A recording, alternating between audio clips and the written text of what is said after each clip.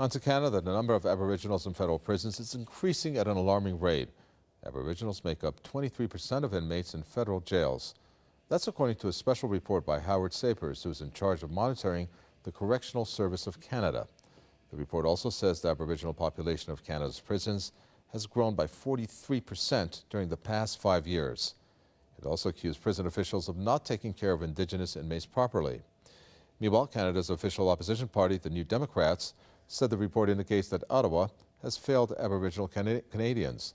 The Canadian government has been under massive pressure from rights groups for violating the rights of Aboriginals. Autumn Eaglespeaker, she's a Canadian Aboriginal who joins us from Calgary to tell us more about this. Autumn Eaglespeaker, you got some alarming data there based on what we're looking at. 23% of inmates in federal jails, Aboriginals, up 43%, but growing for 43% during the past 5 years.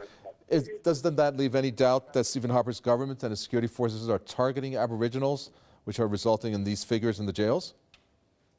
Yes, it's clearly to see that the current policies that the Conservative government that Harper's pushing forward are directly attacking Aboriginal people and putting them in a place, just putting them straight to the prison systems and not doing anything to improve any of the social conditions that the government has previously put them in.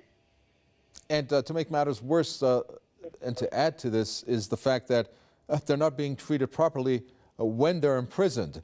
So what can be done here, aside from obviously these types of reports coming out and Press TV broadcasting it?